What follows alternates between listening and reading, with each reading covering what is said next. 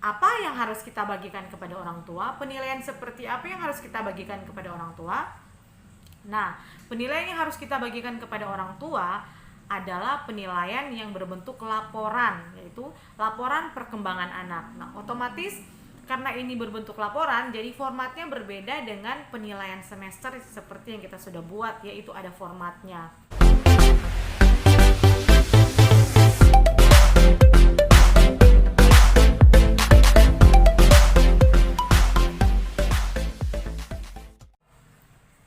Kali ini saya akan memberikan video tentang bagaimana menyusun laporan perkembangan anak. Mungkin Bunda Yana sudah menyaksikan video saya sebelumnya ya, yaitu bagaimana membuat penilaian mingguan, bulanan, dan penilaian semester. Kalau sudah menonton video itu, Bunda Yana bisa lanjut dengan menonton video saya kali ini. Setelah Bunda Yana membuat penilaian semester, kita akan melanjutkan dengan membuat laporan perkembangan anak. Untuk penilaian bulanan dan penilaian semester itu hanya menjadi pegangan untuk guru. Jadi ingat ya, untuk penilaian semester yang kita sudah buat pada video saya sebelumnya, itu merupakan penilaian yang hanya dipegang oleh guru dan bukan untuk dibagikan kepada orang tua.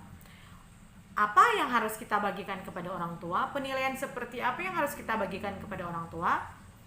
Nah, penilaian yang harus kita bagikan kepada orang tua adalah penilaian yang berbentuk laporan, yaitu laporan perkembangan anak. Nah, otomatis karena ini berbentuk laporan, jadi formatnya berbeda dengan penilaian semester seperti yang kita sudah buat, yaitu ada formatnya. Kalau mungkin saya bisa review sedikit mengenai penilaian semester, bisa dilihat pada contoh berikut ini. Nah, ini adalah contoh penilaian semester, di mana di dalam penilaian semester di situ mencakup program pengembangan, kemudian ada KD indikator dan simpulan bulan pertama sampai bulan ke-6 ya. Selama satu semester kan ada 6 bulan. Kemudian ada simpulan umum. Nah, format penilaian akhir semester ini merupakan format atau data yang hanya dipegang oleh guru. Yang akan kita bagikan kepada orang tua adalah laporan perkembangan anak. Penyampaian laporan perkembangan anak idealnya dilakukan secara tatap muka ya. Karena dengan tatap muka dimungkinkan adanya hubungan dan informasi timbal balik antara pihak guru atau pihak lembaga dan pihak orang tua. Namun dalam masa pandemi COVID-19 ini, penyampaian laporan perkembangan anak dapat kita lakukan melalui media daring karena belum memungkinkan untuk kita tatap muka ya, apalagi bagi daerah-daerah dengan zona merah. Ada 3 hal yang dapat disampaikan guru dalam membuat laporan perkembangan anak, yaitu yang pertama, keadaan anak waktu belajar, baik secara fisik, sosial, dan emosional. Kemudian yang kedua, kita sampaikan kemampuan atau kompetensi yang sudah dan belum dikuasai anak.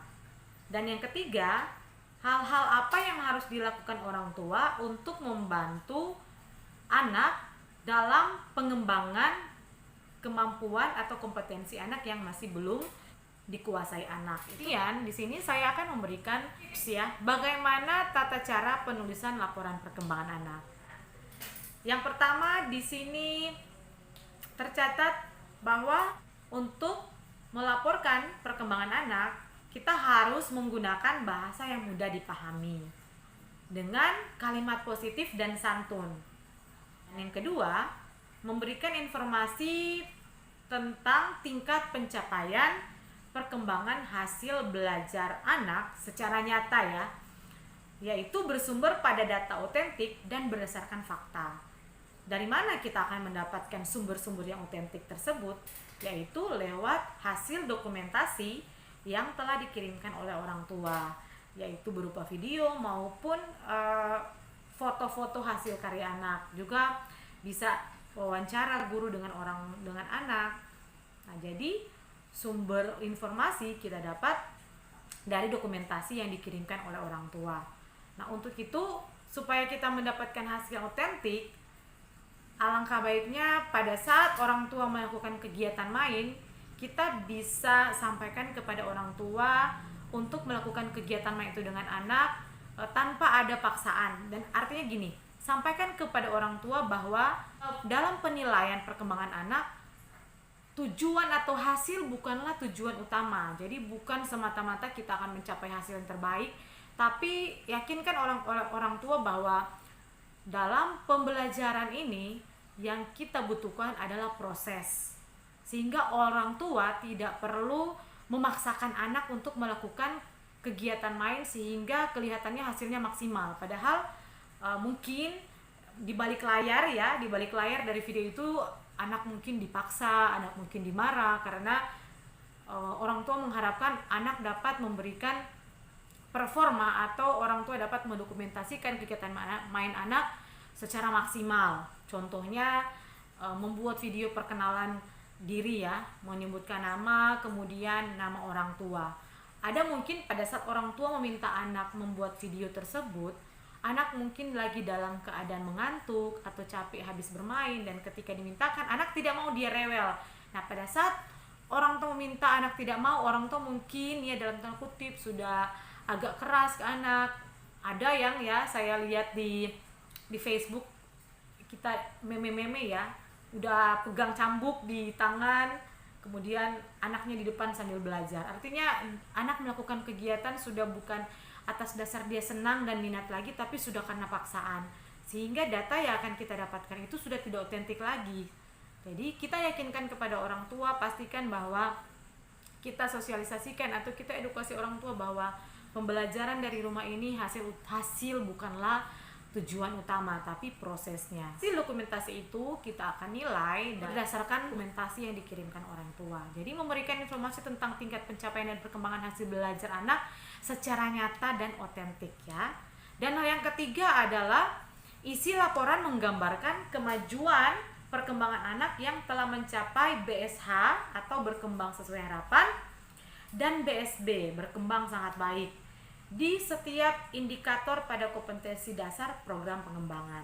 Kemudian yang keempat, memberikan rekomendasi yang dapat dilakukan orang tua untuk mengembangkan kemampuan anak yang indikator perkembangannya masih dalam skala BB atau MB. Setelah kita merampungkan penilaian perkembangan anak, kita dapati bahwa ada kompetensi-kompetensi dasar yang masih mulai berkembang. Nah, kita bisa sampaikan kepada orang tua kompetensi dasar yang belum berkembang itu dengan cara kita merekomendasikan. Contohnya, anak belum bisa melakukan kegiatan ibadah sesuai dengan agama yang dianutnya. Contohnya masih belum berkembang. Dalam kita menyampaikan penilaian atau hasil perkembangan anak, jangan gunakan kata yang membesarkan kekurangan anak, seperti misalnya Ananda belum bisa melakukan ibadah, harusnya Ananda sudah bisa melakukan kegiatan ibadah. Kita hindari kata-kata yang seperti itu. Yang kita buat adalah kita memberikan rekomendasi. Contohnya, ajak Ananda untuk melakukan kegiatan ibadah setiap hari dengan dorongan atau melalui keteladanan orang tua. Jadi kita memberikan nyataan yang merupakan solusi ya, supaya anak bisa berkembang pada kompetensi dasar tersebut. Jadi seperti itu. Kemudian yang kelima, laporannya harus bersifat personal atau individual yang menggambarkan perilaku anak sebagai individu. Jadi perkembangan anak itu secara individu ya. Jadi setiap anak kan mempunyai karakteristik berbeda-beda. Jadi kita buat laporan bersifat personal atau individual. Nah, itu hal-hal yang kita perlu perhatikan sebagai guru di dalam menuliskan laporan perkembangan anak. Nah, di sini saya juga akan membagikan tips menuliskan narasi di laporan perkembangan anak. Nah, untuk pelaporan perkembangan anak kita akan buat bukan lagi dalam bentuk checklist, tapi dalam bentuk narasi seperti yang sudah saya sampaikan pada video saya sebelumnya. Untuk dalam kita membuat laporan perkembangan anak, bukan lagi menggunakan checklist tapi narasi. Bagaimana kita membuat laporan perkembangan anak dengan cara narasi atau menjelaskan? Nah, di sini saya akan memberikan tips mudah menuliskan narasi di laporan perkembangan anak. Ada beberapa tips yang akan saya bagikan. Ini sesuai dengan materi yang saya dapat di BIMTEK ya, BIMTEK daring ya, PAUD pada bulan Juni lalu. Ada beberapa tips di sini, yaitu yang pertama, berikan pengantar pada paragraf pendahuluan. Tuliskan hal-hal umum tentang anak ya, misalnya kehadiran dan kepribadian anak. Kemudian yang kedua, tuliskan 6 program pengembangan, yaitu nilai moral agama, fisik motorik, sosial emosional, bahasa kognitif, dan seni. Dalam setiap program pengembangan, tuliskan kompetensi dasar dan indikator yang menjadi capaian hasil belajar anak. Apabila ada fakta-fakta dari video atau hasil karya, tulislah untuk membuktikan kompetensi anak tersebut. Jadi kita bisa lebih menegaskan lagi kemampuan anak tersebut dengan foto. Jadi kita bisa lampirkan juga foto di situ. Kemudian berikan rekomendasi pada kemampuan anak yang masih memerlukan perhatian orang tua dan guru sehingga dapat ditingkatkan pada semester berikutnya. Itu yang saya sebutkan tadi, bahwa kalau ada kompetensi yang masih BB belum berkembang atau MB mulai berkembang, kita berikan rekomendasi. Jadi apa yang harus dilakukan orang tua agar supaya kemampuan anak bisa berkembang pada semester berikutnya. Semoga video ini bermanfaat buat Bunda Yanda semua, terlebih khusus dalam pelaksanaan belajar dari rumah. Dan kalau mungkin ada yang kurang atau mungkin ada pertanyaan, boleh tuliskan di kolom komentar di bawah ya. Sampai ketemu lagi pada video-video saya selanjutnya. Dah.